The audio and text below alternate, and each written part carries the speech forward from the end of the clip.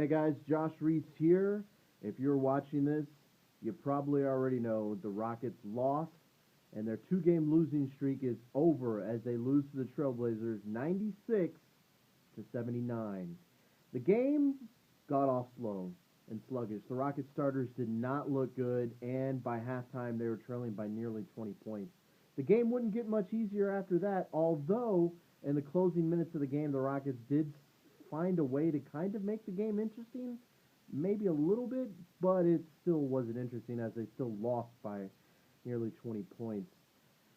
James Harden had a nice game tonight, but that was kind of muted by his 10 turnovers that he had, and he really did not look good offensively when he's trying to get other teammates involved. He was turning over the ball a lot, and teammates just weren't making shots tonight. They weren't.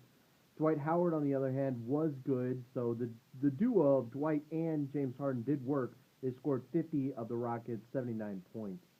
JB Bickerstaff after the game kind of hinted towards changes that might be coming, saying that there's things that they can do, like tinkering with the lineup, which kind of makes you wonder if maybe he's hinting at maybe the end of the small ball era. Corey Brewer might be going back to the bench. Of course, he didn't say this, but we can speculate here that maybe that might be what they want to do, since they really don't have a power forward in that lineup, and teams might be starting to kind of figure out what the Rockets are doing and how to defeat that, as they were out rebounded again tonight by double digits. It was pretty bad. So the Rockets need a consistent power forward in that lineup, and whether it might be Clint Capella, the Twin Towers starting lineup like they had been doing, or maybe they might put Josh Smith in the starting lineup like they did towards the latter end of the playoffs last year. Or maybe Montrezl Harrell. I wrote an article on Dream Shake about it. You should probably go read it. It makes a lot of sense.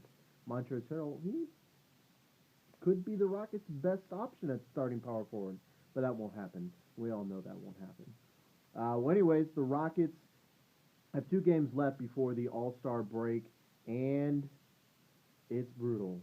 The Rockets have a back-to-back. We all know how much we love back-to-backs, and the Rockets have one.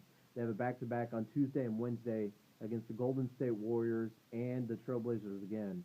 So if the Rockets do not win against the Golden State Warriors, which will be a very, very tough task, they could go into the All-Star break really, really limping.